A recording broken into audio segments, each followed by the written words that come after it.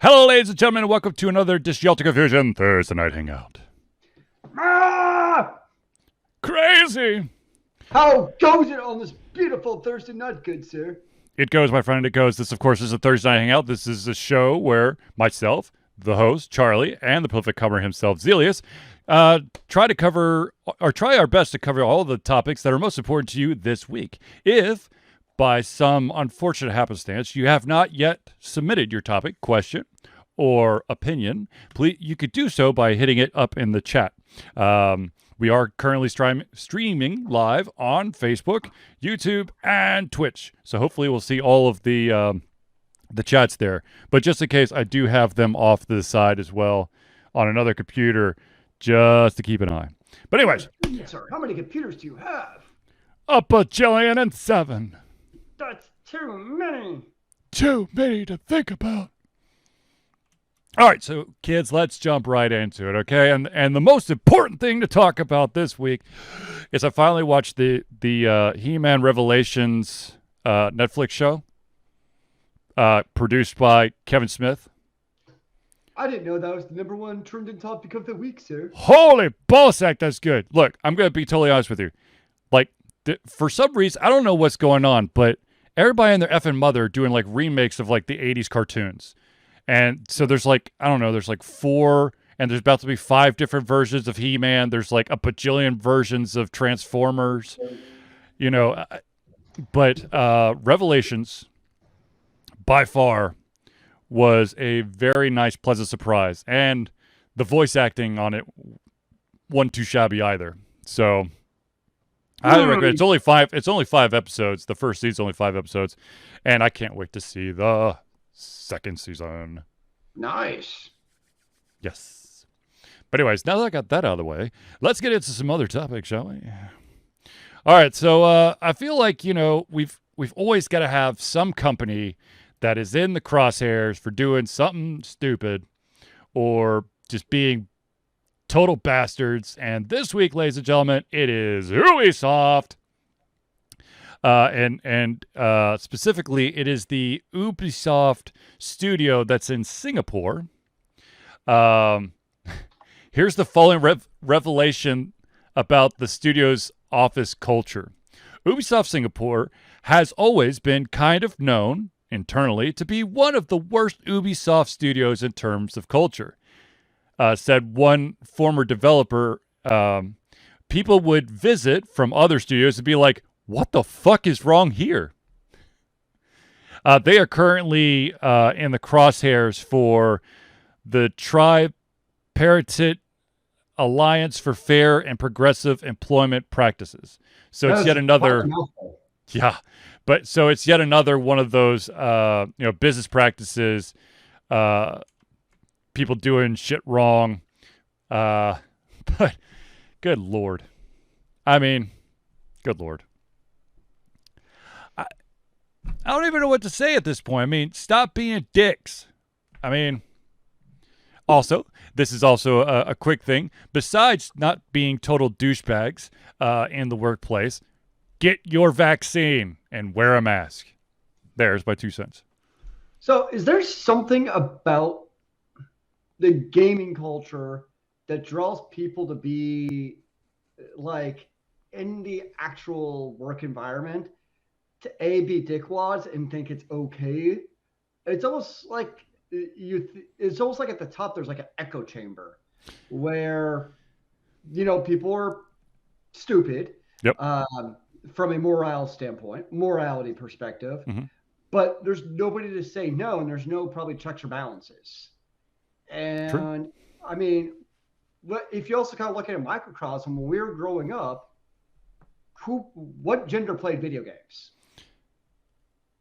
What company decided which gender they were going to focus on for video games? Fair. That's a good point.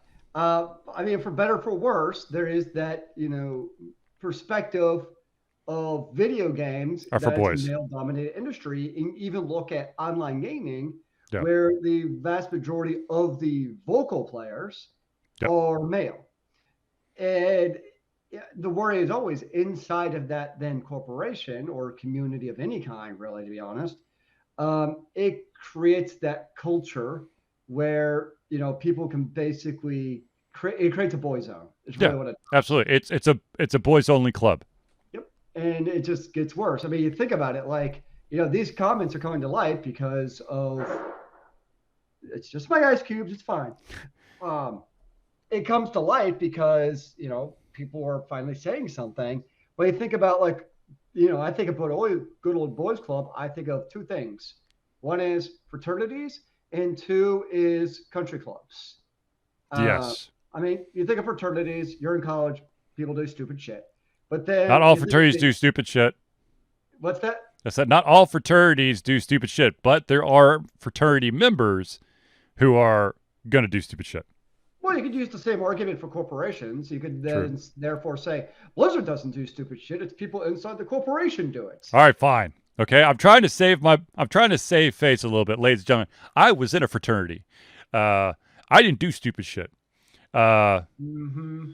I I was witness to some stupid shit, but it wasn't my fraternity that was doing it. But then you get to, you get, people in college, they do stupid stuff. Life goes on. But then you particularly get to what's called the real world, and basically graduate into country clubs.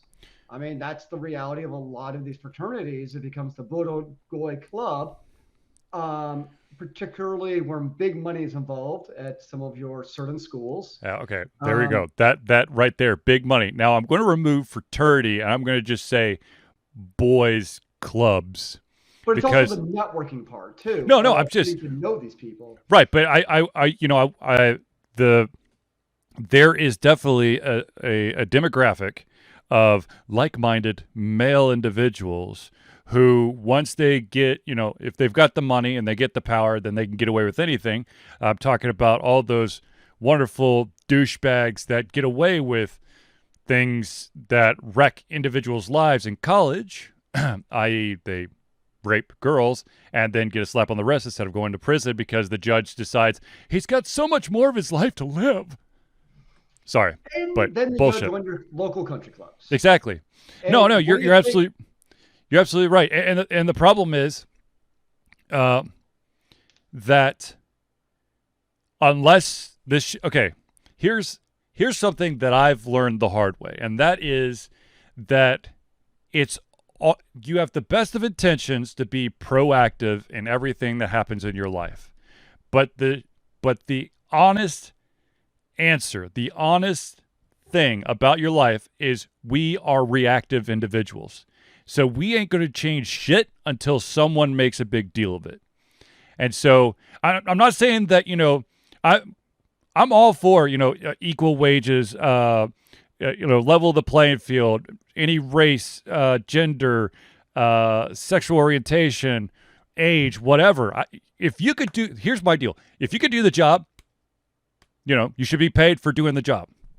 Now, if shit is going down that's bad in the work environment, you should be able to tell people and not and not have the person who is the issue get a slap on the wrist or get reshuffled inside their organization or whatever.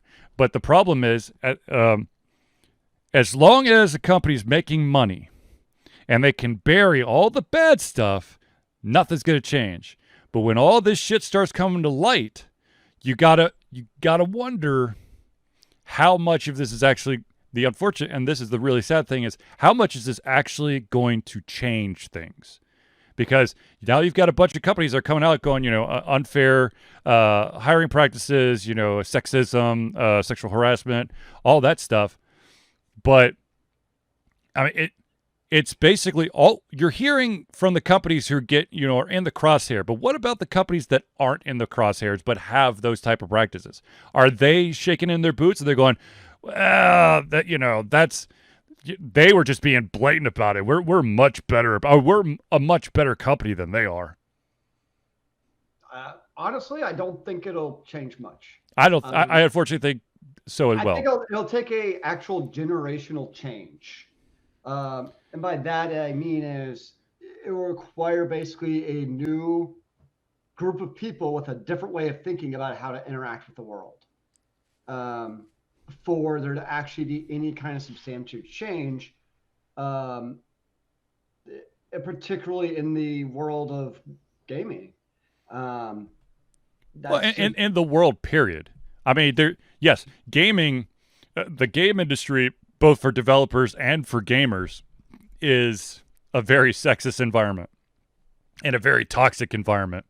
If we want to be honest. I think it's also hyper highlighted because of social media. Like, I think like there's not daily social media posts about Walmart in their work conditions. There's not, people coming out of limelight about how are they treated at Applebee's as servers.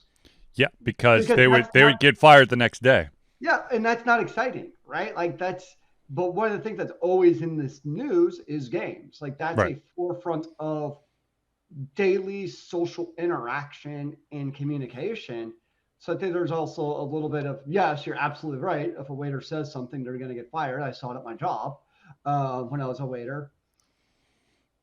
But yeah, I think there's also that dynamic where video games is, even beyond the sexism part, it's such a hyper social industry where if there maybe is an industry of the chances of it coming to light, I don't know if it's going to change anything, Right. but at least if these things come to light, it probably is the video game industry, um, because it is such a social industry in nature based on the products they're creating. Well, I would say I would say yes, and I also think that with the real staying power of all these streaming services, I think that also the parts of the TV and movie industry are starting to get into that spotlight as well, because you've got all these like pet projects are getting a lot of money, and that if there's someone attached to it who is not good, then shit goes haywire. I mean, the the amount of time for them to pull the trigger on something is much, much, much faster than it was 3 years ago. But even then, you even look at oh shoot, what's the name of the director who's like absconded to France? Roman Polanski, is that Yeah, it? yeah, Yeah, like it's a known fact of the terrible things he did to females, and yet how many actresses have actually in vivid detail said anything about what he's done right. or actually come out and be like, this is what happened, even though we know it happened. They don't want to be Um, blacklisted. yeah, so that's the unfortunate. I mean, hell, Johnny Depp has basically been blacklisted when he was the one who was actually assaulted. Depending on the news you read, I guess. Right. Well, actually, But I she's think it still, depends on the hour. He yeah, hit but her, so, then she beat the shit out of him, then she beat the shit out of him some more, then he smacked her back. You know, the but the that's the tough part is, I mean, it's still like, take in this case, acting, it's still a male dominated industry. absolutely. Um, I remember somebody made a comment at one time, and it was basically the effect of, well, she also had to make the choice to sleep with him, so why is it such a big deal? And I'm like, really? Like, what do you think would have happened if she declined to sleep with him? She'd be out of the industry. Yeah, like it would It's not be, like she wouldn't. It's not just she wouldn't get the part. I mean, she'd yeah, probably have to go back to like local stage theater. yeah. It's not just a simple. It's not like, all these hot young actresses are begging to sleep with the directors. It's very much the power play of, unfortunately, in some cases, they don't have a choice if they want to keep on doing their thing. I mean, What? there's some actresses who have been able to get the power to not have to deal with that. In a way, weird kind of way, I wonder if nowadays it almost helps to be a child actress, because you think of somebody, Hermione, I have a total brain fart on her name. Um. Oh, if you. Now, of But course, like somebody right. like her, Emma Watson. yes, thank you. She probably had the power now to basically be able to like, ha, no, I'm not playing that game. But if you're trying to break Sure. into the acting industry, like in your 20s, where you didn't have that youth to protect you, and even then, the youth doesn't always protect you, unfortunately. Well, I Um, think it's changed. In the past, let's say 15 years. I think that if you were a child actor or actress back in like the early 90s, I think you'd. Well, I mean, we've seen what's happened to some of those people. They are messed up. True. So, you know, the the the terrifying thing and the beautiful thing is that we live in an instant society where social media can come up anywhere. Pictures, you know, stories, videos, allegations. And the thing is, we have, you know, this instant news cycle that if someone says that they thought someone did something or said something, that person you get cancel culture, for the most part. Now, of course, there are certain I'll call them media deities that sometimes stuff does not stick to, but you know, So what do you think of does that outweigh the pro potentially of the fact that there is an avenue to speak out that otherwise did not exist? Because there was a time when, like, if you were, let's just say molested or mhm. abused or other case, maybe you didn't have an avenue, but now they can be public about it Right, but when before there maybe wasn't a way. right there is absolutely an avenue, but but it really depends on who picks up the story. I mean, the thing is, when you air that kind of stuff, that very sensitive, very emotional stuff, there's a chance that you're gonna have naysayers or trolls, or those who will try to, instead of support you and cheer that you're strong enough to do this, they'll actually back the abuser, going, there's no way he would ever do that. He's such a good person, or she's such a good person, or whatever. It's, yes, there, for better or for worse, it's really hard to hide shit now. You got to be really good at it. And still, I mean, I was watching a comedy special the other day about with Kevin Hart, and he said that he's like, I don't go anywhere because I'm afraid that someone, I'm going to be standing on a street corner and accidentally make an ugly face, and then someone is going to be like, oh my God, he hates that person standing next to him, cancel him. He's like, I'll just stay in my house. He's like, y'all crazy. It's true. We are crazy because we want that in his head too. We all have. Most of us want our 15 seconds of fame. We uncovered how crazy this person is, or whatever. Yeah. Yeah, it's very different. And I mean, even you think about, and it's also kind of the reverse is true, which means you think about, like, you see it in the students nowadays where they're raised in this constant 24/7 of online culture. Yep.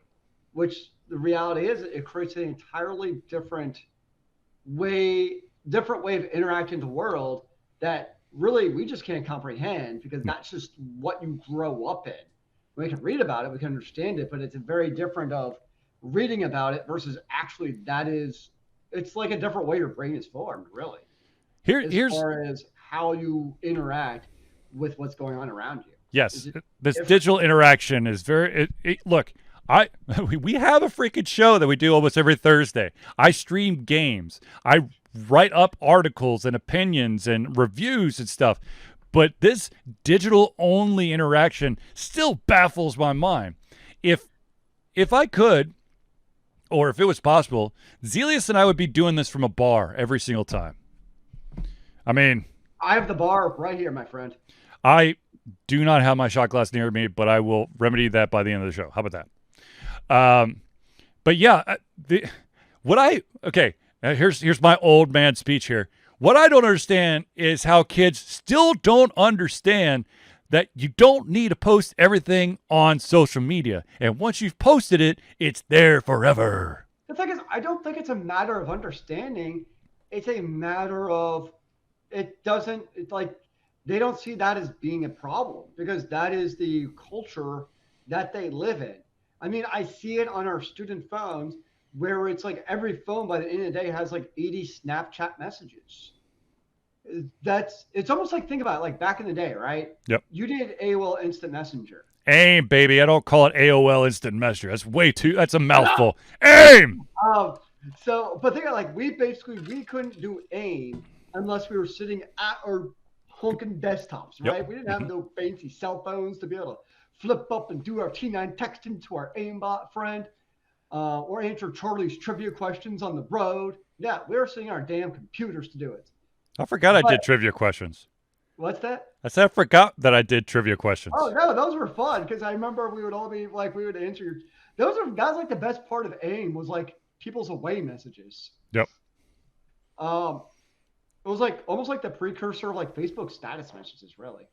Yeah. But you had to be original. Anyways, but that was a very segmented part of our lives, right? Mm-hmm. You couldn't do AIM unless you did it. But in a way, like I know for myself, like I was almost in a different frame of mind when I was on AIM. Like even the way I typed to people, or like chatted with them and going to those chat groups where they maxed out, like 24 people or whatever it is. Yep. It was even like my brain operated differently when I was in those messaging systems like AIM or IRC. BBS, baby. Bring out the old gopher, man. Yeah. Telnetting, actually, that'd be realistic. Telnetting or our MUDs. Yeah, buddy. Did you ever do mudding? Yeah. So for those who don't know, MUDs, I don't remember what that actually stands for, but basically the old school RPGs were MUDs, they were text-based adventure games. And depending on the complexity of the MUD, would be like literally completely text-based, almost like a Zork, which if you don't know what Zork is. Multi-user dungeon. Thank you, multi-user dungeon. But it was like one of the very first online, really first MMOs, really. Mm-hmm. And they varied anywhere from 100% text-based, multi-user dungeons to you would have basically ASCII dungeons to go. Yes. And those the were ASCII. Awesome. But like it was even like a flip of the brains, whereas nowadays you have kids where like that flip of their brain is 24/7. Yeah. It's like even different. Like I think you and I could differentiate between our online brain and our, in-person brain. It was like almost two different people. One can drink alcohol and clink actual glasses. The other one can drink alcohol and you'll just have to pretend to hear the sound of clinking glasses. Yes. But like now that almost two different worlds is blended. It's one. Yeah. So I think that's the thing is like, because that online world and real life world are like the same world, they honestly don't see a differentiation between me talking with you, let's say we're actually in person at the bar, right? Me and you talking, and me and you Snapchatting or talking on Facebook.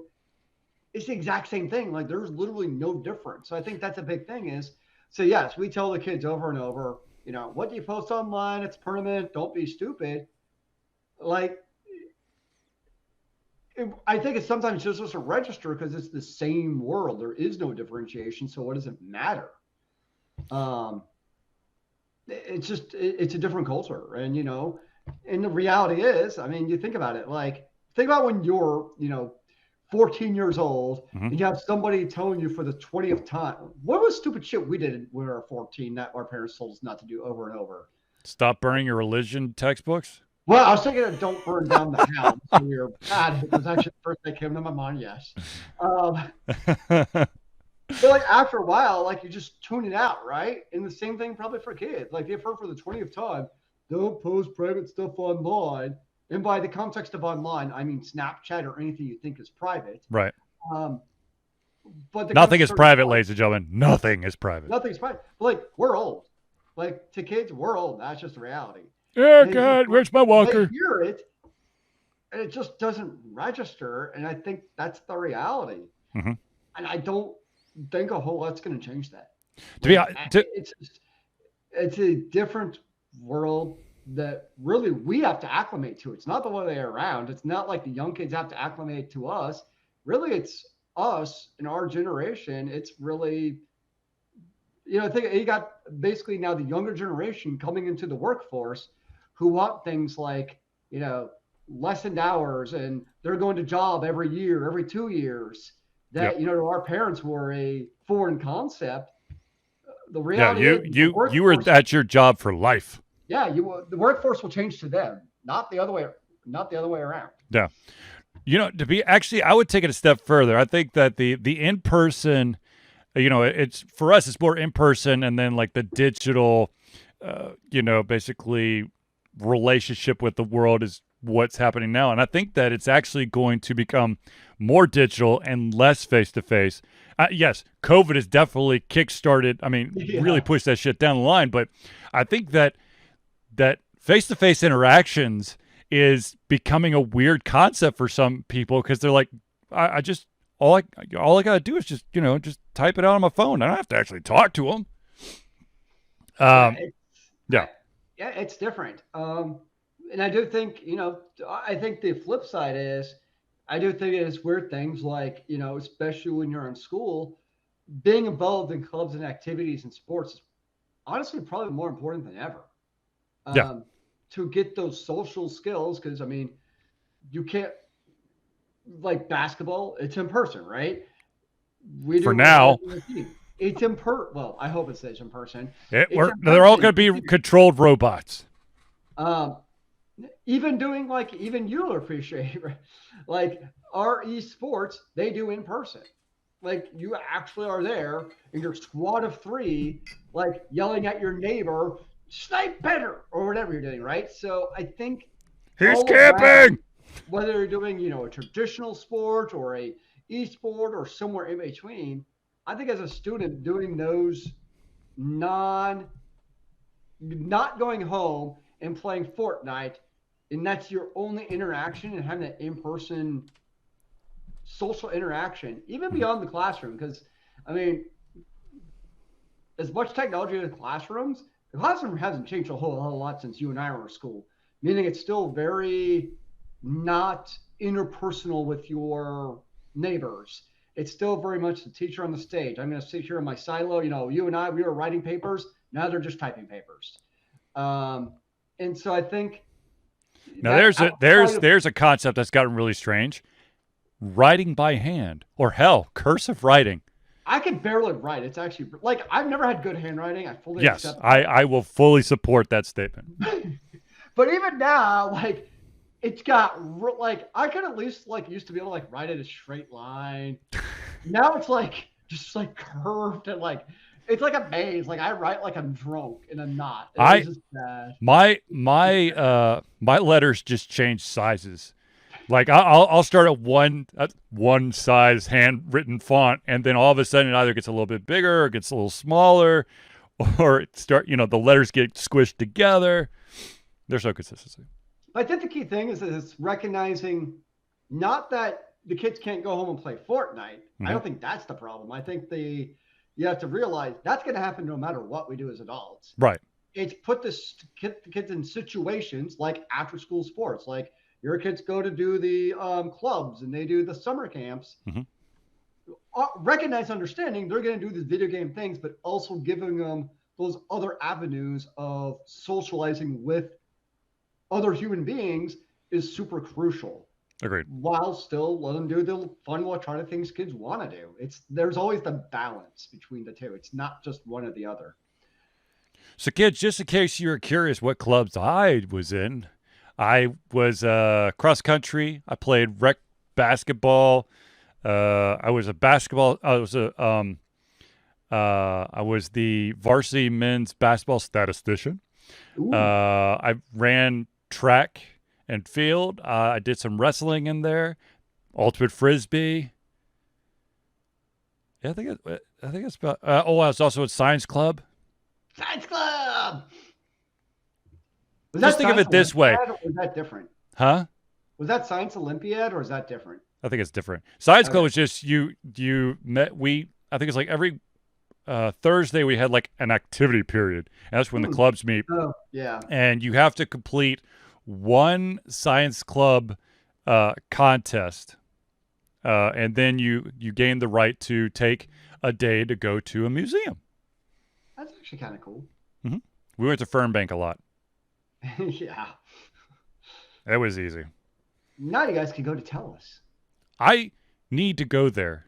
I never been. I was I was supposed to go, but I got really sick. And so my mom and her husband, I think Julia and the boys, they all went up there without me. But You know what I really miss? sidetrack? Sidetrack. Yes. Sidetrack was the coolest. Yes, it was. Because they have like all the really fun, like hands-on experiments. They could basically just do stuff with like the kinesthetic stuff with your hands. It was so cool. Exactly. I miss Exactly. that. Zealeus, cheers. Cheers, sir. Tink.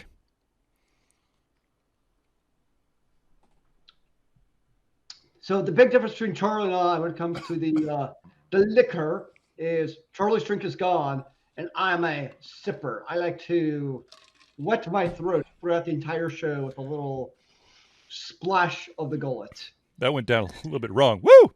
Yeah. God dang. That'll put some hair on your chest. All right, ladies and gentlemen, let's pause for just a second to do some friends of the show. If you'd like to be a friend of the show, then just tune in and make sure that you listen to the Patreon pitch that I'm going to give you after the friends of the show. So without further ado, ladies and gentlemen, let me go with the first one. That, of course, is the Indie Cluster. The Indie Cluster is an organization of independent game developers that want to gain exposure by being involved in the community. They collectively journey to popular conferences as a traveling booth to help gain attention for their games. They make partnerships in local communities to bring games to the mainstream mindset. They highlight local, unusual, and rare concepts to challenge the paradigm of the common. They also host events to teach kids and minority groups about game development to hopefully one day enter the industry themselves. If you'd like more information, go to indiecluster.com. That's INDIECLUSTER.com. Now, of course, the next one has to be the one and only chiropractic, mobile chiropractic practice that comes to see me forever, it feels like at this point, and that, of course, is Hero Chiropractic. Hero Chiropractic is a unique healthcare practice set up by Ryan Moore. The company's focus to elevate a patient's experience of freedom, creative expression, and joy. They believe that everyone can be a hero and has incredible heroic potential inside themselves waiting to be unleashed. Hero Chiropractic focuses on mobile chiropractic care in the greater Atlanta area. They are committed to healing clients by creating a plan of action uniquely suited for each person. They make that plan of action as convenient and affordable as possible, and most importantly, suited to your individual needs. If you need more information, go to herochiropractic.com. Now, we, of course, the newbie to the group, well, I guess it's not really a newbie at this point, but ladies and gentlemen, let me tell you about Noodle Boy Media. Noodle Boy Media was founded in 2015 by Andrew Tran. It was previously known as Whack Kid 47 Media. It is your choice for professional photo shoots and panel recordings at conventions. They pride themselves in providing a high level of professionalism, top-notch experiences, and quality services. If you want more information and to view their full list of services, check out facebook.com/noodleboymedia. And they do a lot of anime conventions around the Southeast. And they do a hell of a good job. Just in case you're wondering. I always wonder. Yeah. All right, so ladies and gentlemen, those are the friends of the show. And of course, now we got to do some of our Alter Confusion shout outs. And let's start with, I already hinted at Patreon, so let's just start with the Patreon one. Ladies and gentlemen, Alter Confusion survives on love and support of fans like you, and so we have a Patreon page. Patreon lets you, the fans, supporters, lovers, haters, killers, aliens, monsters, Pegasus? What's the plural of Pegasus? Octopi, Centauris, all that stuff, to become active participants in the work we love through a monthly membership. This gives you access to exclusive content, community, and insight into our creative process.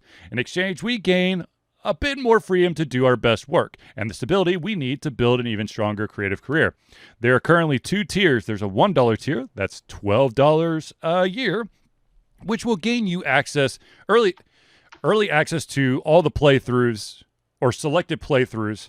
I'm not going to say all the playthroughs because there are some games that are like over in an hour, and I'm not going to That's just a waste. And you also gain the ability to take part in polls and get patron-only posts. If you go with the $5 option, that's $60 a year, you get to be added to the thank you section of every Thursday night hangout. You will gain access to the early access to the playthroughs, and of course the patron-only post. If you want more information, go to patreon.com/alterconfusion. Patreon spelled patreon.com/alterconfusion. All right. So now this, of course, is dear to Alter Confusion's heart because we've been doing this for 10 years. But ladies and gentlemen, Alter Confusion participates in the fundraising called Extra Life. And this is our 10th year straight. Extra Life is gamers doing what they do best, gaming, to help sick and injured children at their chosen Children's Miracle Network hospital. The money that we raise through Extra Life will go directly to our chosen hospital, which of course is Children's Healthcare Atlanta, as unrestricted funds. This means that the hospital decides where and how to spend the money to ensure the dollars we raise make the biggest impact in the lives of the kids they treat. So if you have the capacity to donate, please go to extra-life.org and search for Altered Confusion. Now, if you cannot make the donation, but you do want to do something with Extra Life, perhaps you want to game to raise money, you can sign up either as an individual or as a team, extra-life.org. It doesn't have to be video games. Could be board games, could be card games, could be pencil paper RPGs. However, whatever form of gaming is good gaming. All right. Yeah, we'll do it. Why not? Alter Confusion also is willing. No, hold on. What? I'm so confused. Hold on. Let's roll this back. Okay. So, ladies and gentlemen, I know that sometimes you cannot perhaps do a financial support for your favorite Thursday night hangout show, but perhaps you want to send something to Alter Confusion for us to show off of the show, unbox, and basically give you a little extra love for the awesomeness that you sent us. So, ladies and gentlemen, if you want to send a physical item to Alter Confusion, all you got to do is send it to 1551 Dunwoody. That's DUNWOODY, Village Parkway.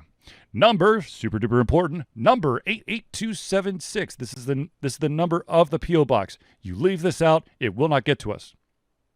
The city, once again, is Dunwoody, DUNWOODY, Georgia 30338. Now, let's get back into the news. And the first thing that I have to say is that there is a very distinct possibility that one of my favorite games is finally getting a sequel. Oh. And that is, there is a rumor that Alan Wake 2 is in production. So what happened was, I can't remember who the original company was that created Alan Wake, but that company, I think basically sold all their IPs and assets, and now the original developers have regained that. The ability to make a sequel, but right now all they're saying is they've got an unannounced game project alongside Epic Games, and it has moved into full production, which I am crossing my fingers. Please be Alan Wake. Please be Alan Wake number 2, because I love. How excited would that make you, sir? Huh? How excited would that make you exactly? I don't know. It would make me so happy I can't even think straight. Could you ever think straight? I'm so confused. Touche, sir. Touche. But seriously, if you haven't played Alan Wake, it's a phenomenal game. It's a third-person kind of horror game where instead of shooting people with a gun, you are basically utilizing a flashlight to keep back the darkness. Which, ironically, I just finished a game called Song of Horror, which has your character having some sort of light source, could be a lighter, a candle, or a torch, which of course is another way of saying flashlight. And yeah, I completed that game, Song of Horror. It's messed up. But it's good. Messed up or not fun messed up? Could be frustrating messed up, but spooky and eerie at the same time. Because the evil interactions are absolutely 100% random. There are certain places that will always kill you, but there are also random encounters that will F you over. And the game, you have a certain set of characters that you can use for each chapter. There's 5 chapters. And there's one character named Daniel that if he dies, you got to redo the entire chapter. Now, if you lose a character in that chapter, they're gone forever. So you got to watch out for that. Just that chapter, or? Oh no, they're gone forever. Oh, yep. Permadeath. Yeah, they're permadeath. But one thing that I did learn, ladies and gentlemen, is if you see a dead character somewhere in the level that you're playing in, leave them the fuck alone. Please leave them alone. Why is that? Because they will fuck you up and kill you instantly. But anyways, Alan Wake 2, please, for the love of God, make this happen. Make Charlie a very happy person. Now, speaking of games that are getting new life, there is a game out there called, Savage Planet. And this was a game that was, I think it came out in 2017, maybe? Journey to the Savage Planet? Okay, so Journey to the Savage Planet is the new one. So basically, once upon a time, there was this company called Google. And they decided to have their own game streaming system called Stadia. And they decided to have internal gaming studios create games, which no longer exists. They've destroyed all the internal game developers. And this was one of them. This company was one of them, and they got shut down. Now they've reformed, and they've basically they were Typhoon Studios. They're now called Raccoon Logic, and they have basically reacquired the rights to Savage Planet, so they are going to make Journey to the Savage Planet, which I think it's available. Yeah, it's available for PC, PlayStation 4, Xbox One, and Switch. But it's always good to see the ability for individuals who worked on a title to regain the ability to further work on that franchise. I'm still waiting on Disney to Savage Planet. Congratulations on reacquiring it. I would love for Disney to release the rights, the IP rights of Monkey Island back to the creators, but it's too lucrative for them to give up. It's like the same as Fox. Fox is sitting on Firefly because they're still making a shit ton of money off that stuff. Oh, just think how much money you can make though if you just released it or you did more. Yes. Okay. Let's move on. Okay, I can't take this shit. Also, for those developers out there, Epic has now announced in a closed beta the ability for individuals to self-publish without the requirement of Epic basically gatekeeping. Now, of course, you do have to sign off that it does meet a bunch of criteria, but you will be able to post your own games. Huh. Does it mean you can finally post Crystal Sapphire? If it was a computer game, yeah. Wait, you haven't been making a computer game for the last 15 years, dude? What's going on? I'm reviewing games and interviewing indie developers. Exactly. You can review your game and review yourself. Hello, how are you doing? No. I'm doing great. No. Thanks for asking. Jesus. Let's talk about my video game. I do not need for the voices in my head to start having a conversation with me. Okay. I don't know. I think you already do that. This is just a way to let the Charlie loose, sir. Okay, fine, whatever. But yeah, yeah. So congratulations to those releasing on the Epic Store. Hopefully, hopefully you get a good piece of the pie. I don't know what the breakdown is for. I would assume it's probably 70-30, but I could be wrong. That seems to be the going rate. Yeah. Now, I did have a question that came in, and I just remembered I should have put it at the beginning of the show, but I'm going to do it now.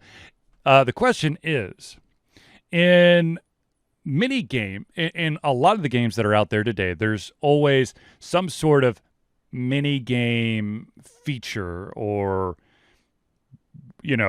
thing that's attached to the game. You've got a lot of the MMOs have crafting or cooking, which I guess is crafting but with food. You've got like one of the Final Fantasies had a card game built into it. One of the Final Fantasies had like a sports game attached to it. Nice. Yeah. So the question that was given to me, that was asked to me, and I want to make sure that everyone has a chance to answer if they want to, is what is that one mini game mechanic that you would like to see in a game that you really enjoy that's not there currently?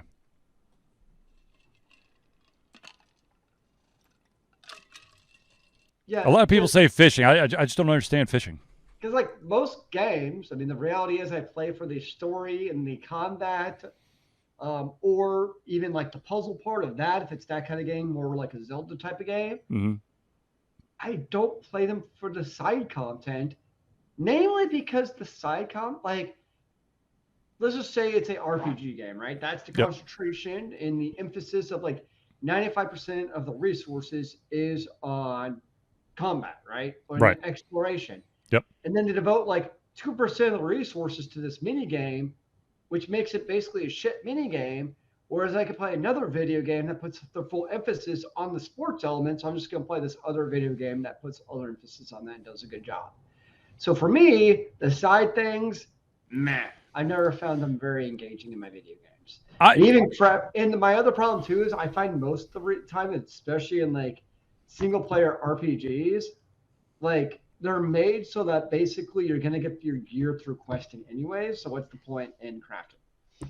True. I think, in total honesty, I believe that if you're going to have, if you're going to try to include a different, an additional genre or some sort of additional mechanic, it's got to be thought out. You can't just throw it in the last minute because then you really want to do it. For me, the only time that because I just, I finished playing Scarlet Nexus. Mm-hmm. I might have done one of the side quests because it had no true impact. If the side quests help you, like significantly help you, then I'm all about it, It's not that I didn't enjoy the game. Hell, I spent 39 hours playing the game. But the side quests were really, to be honest, were like stupid. So a game that actually did that was Amalur Kingdom of Reckoning. I'm probably saying that totally butchering that. Yep, Amalur. The crafting in that game was actually very useful and powerful. But it was also straightforward. Like to me, like there wasn't you had to like it was a natural, organic progression in the game. Mm-hmm. It's not like you had to go around to Ragnarok to collect your lightning sword, and then you had to go to Hades to collect your hilt of hell or something. It's just like, oh, I naturally got these ingredients to create my new fire axe of death. Sweet, I'm gonna craft that, no problem. So for me, a game like that, like Kingdoms of Amalur, like crafting was just a logical integration that it just worked. So that's where I don't mind it, but just the going around and randomly picking up mats for 2 hours is not very fun to me. Well, I mean, for the most part, the Scarlet Nexus has a crafting mechanic, and it's called you do exchange. Oh, I mean exchange, yeah, but yeah. I guess I could see that. So the exchange is you start with one weapon and then once new weapons open up, you along with some of the items that you've just collected while going through levels, if you have the previous level's weapon, it just takes that, builds it, and automatically equips it back to you. Which, what a concept! I'm upgrading my weapon. Why? Huh? That was like your only way of leveling up your gear. Yeah, exactly. So like to me that made sense because I'm like, well, I don't have a choice, so I guess I'll do this. Hooray! Well, actually, technically, you could do with some of the side quests, but like I said, they were just so asinine and weird that I was just like, no. And I grinded for resources because I was bound and determined to buy everyone all their gifts. Nice. And some of those gifts are just like some of the materials that you need are just nuts because they just don't drop. But that being said, did you want to level up the friendship level because you wanted to just be the completionist, or was it for the whole like SAS thing to level up their abilities? To level up the SAS, if you got a high enough one, they would pop in and take some serious damage for you. Instead of taking like a killer blow, they would just pop up and take it for you. Or there was ability to for them to jump in and do their special to kind of kick ass and take names. So I have a question for you about Scarlet Nexus. Yep. It's driving me nuts. Yep. The invisibility. Yes. I cannot backstab. Like, I did it once or twice, and now, like, I'm invisible, and I hold down the button, and, like, nothing happens. I'm like, what am I doing wrong? Do you ever have that issue with being able to backstab and, like, nothing happens? Or am I just an epic failure at video games? I never really had an issue, so to speak. My problem was that there was a very good chance that the thing I'm trying to backstab has like a AoE attack, which is area of effect, and just as I'm about ready to backstab them, I become visible because I got poisoned or something. Yeah. But it's it is annoying because you have to wait for it to you're holding down one button, it kind of powers up, but then you got to wait for the second kind of boop before you release to really kick ass and take names. The thing that really pissed me off was when the enemies were invisible. Yeah. And if you play as the girl, you don't have the team member that can see those guys until late in the game. Really? Yeah. Because I got I'm only probably about 3 hours in, honestly. You played as the guy though, right? Yeah, and I've already he's in your squad. There are two separate squads until late in the game. That's kind of nuts, actually. Yep. But anyways, but yeah, for me, if like Zealeus said, there are certain games that have crafting in it, but it just doesn't make sense. It's busy work. By the time that you gain all the resources to build the dark sword of the Almighty, you've probably found a loot drop that has the dark sword of the Lord Almighty +7. Yeah. There. Now, because to developers' credit, though, they also make it in a way where you do have multiple avenues of success. But right. Those video game players who want to craft and create their ultimate sword, they can do that. But I think probably the majority of video game players, especially for single-player games, aren't going to do much crafting unless it's a game like Kingdoms of Amalur, just smacks you in your face, or in the case of Scarlet Nexus, I would say that's also a smack you in the face type of crafting. Mm-hmm. But if it's like you have to grind to do that, that's like the trailing curve of players who are going to do that. Most players are just going to get the items that you pick up naturally from defeating enemies and bosses. And I'd say most games are tuned that that's all you really need to succeed in the game. Well, to be honest with you, in those games where you've got to collect 5 dragon fangs and 13 ham sandwiches and 5 eyeballs of fish to make, I don't know, a shield of justice, which makes no sense whatsoever. I usually just, in those type of games, I literally just sell all the crafting material I've got, which gives me a shit ton of money, and I'll just buy the damn thing from the store. Like, Look oh, at you geez. being a capitalist, Yeah, giving money to the economy and making it go. exactly. No, I was actually watching a skit on Facebook today about like insane crafting. He's like, in order to make this great sword of awesomeness, you need the ashes of a fallen ghost. And the guy's like, okay, yep, that makes sense.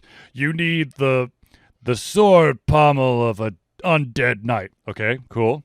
You need an old shoe. I'm sorry, what? An old shoe. Okay, sure, why not? You need crispy bacon. Okay, what? He's like, you need 4 eyes of frogs. What does that have to do with a sword? You also need. He just starts rambling on. He's like, you know what? F it. I don't care. I will find another weapon. I don't want this. Well, And it's because the other true. thing you'll get it like in a game, like to your point though, I have to create the ultimate sword of +4. It'll be like it lists like the 6 items, and you're missing like one frog's tooth, Yes. and it's Jesus like, Christ. where the hell do I get one frog's tooth from? Mm-hmm. Versus like Kings of Amalur, I liked because you literally like you select your pommel. Okay, I'll select one of these items in my max list. Mm-hmm. Select one pommel or select like one like shaft sword. I'll select this one because it's my inventory. Right. So it's very straightforward of like what are you crafting versus I want to craft this weapon, but there's random materials that I get from someplace in the game. That So have I think that maybe really that's don't make yeah. logical sense at Yeah. all.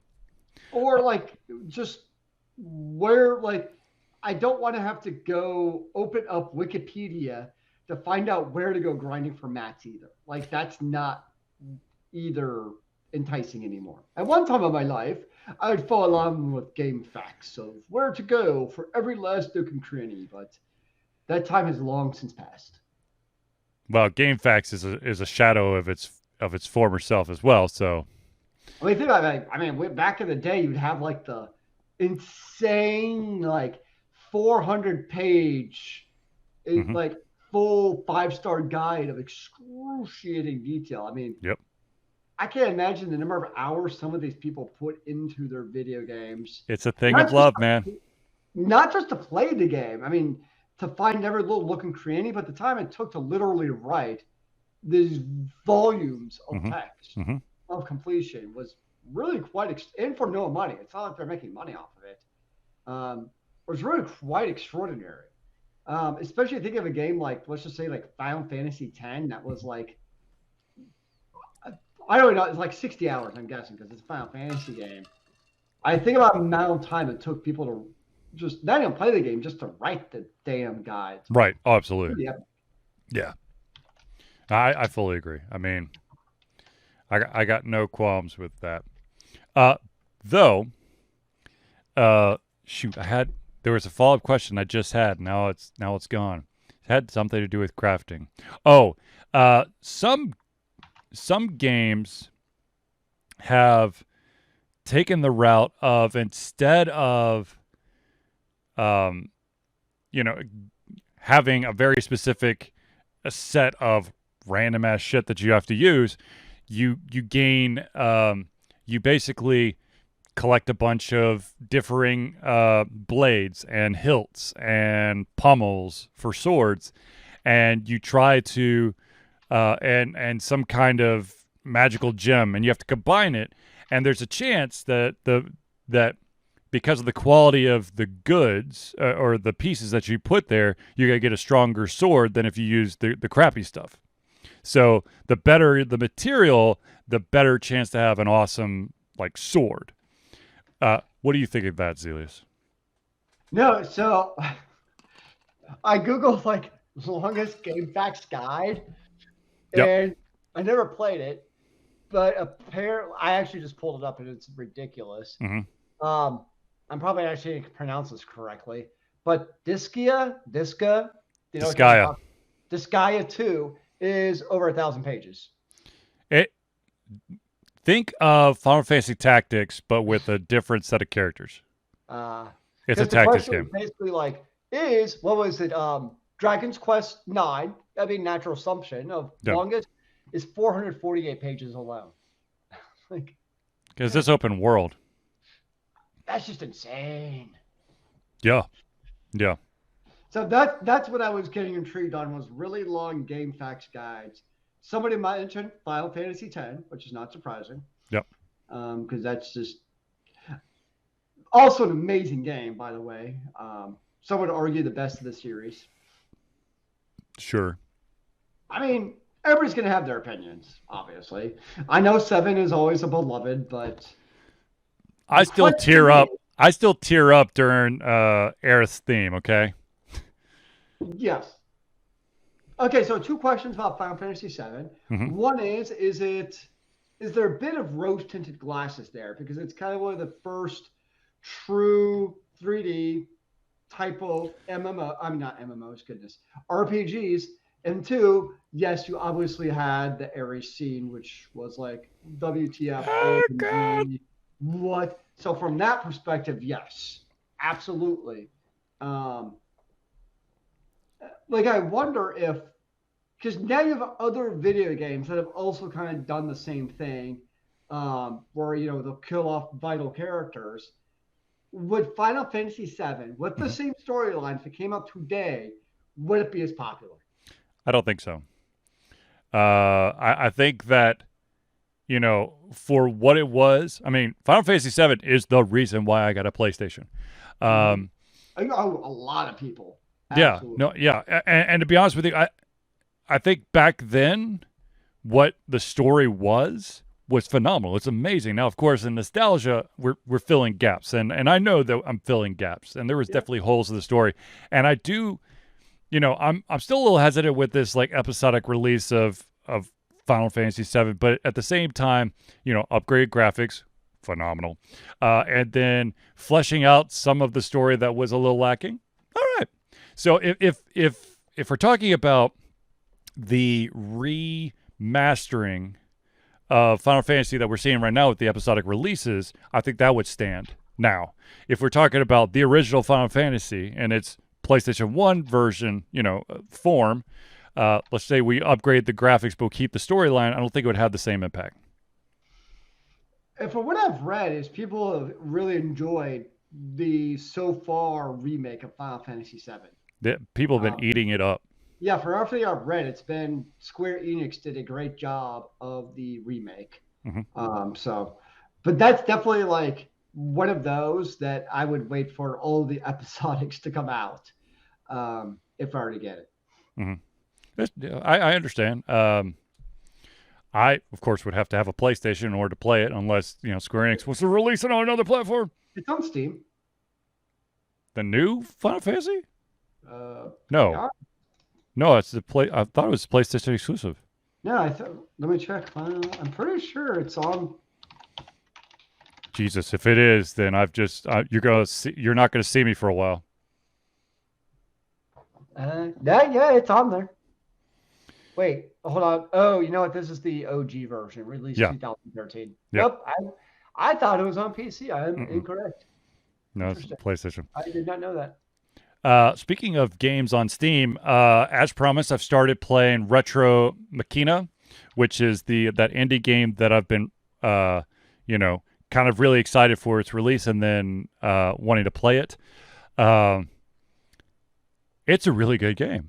I've put over 6 hours into it.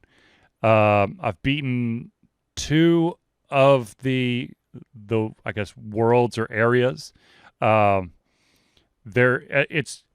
It's pretty heavy on the puzzle aspect, but there's also a lot of combat as well. And I love the fact that your character can, while another robot is in range, you can potentially take control of that robot and it could fight for you. Yeah, I mean, I probably should not have taken 3 hours on the first area because I got lost. I couldn't figure out what the hell to do. Yeah, it's a solid game. I mean, it's those that are patrons will get a early access playthrough of it, and those patrons out there will have the early access to the Beast Within until I'm done with Retro Machina, and then I'll flip it. Nice. But also look out for a review for Song of Horror. And there's a couple other games that I have my eyes on.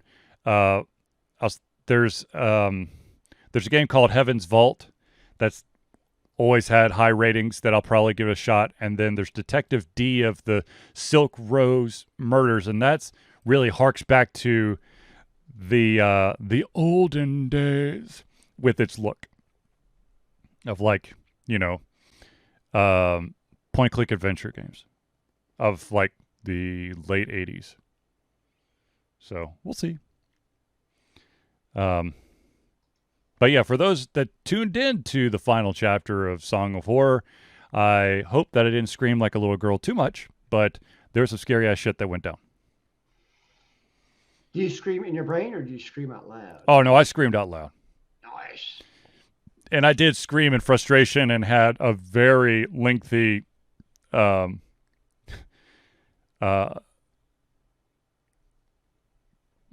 do I put this? I strung together a lot of curse words with a lot of you're scared, energy. You need to, go cry to your wife. There's nothing wrong with crying. No. When the string of curse words came out, it was because all my characters died. Oh. And I had to redo the entire chapter. That's unfortunate. Yeah, because I think it was either the fourth or the fifth chapter. I literally was 2 little things away when I lost my final character, and I had to redo the whole thing, and I wanted to cry so bad. Why'd you let your characters die, sir? Random encounter with the evil spirits, and I couldn't get away from them. That's horrible. Yes, it is. Because as you go through the game, the random encounters get more intense, and they get more varied. And one of them doesn't make any sense whatsoever, but it's there. Does life ever truly make sense? No, but I will tell you this about the game. The one thing that I found funny is that the character always holds the light source in the left hand until they open the doors.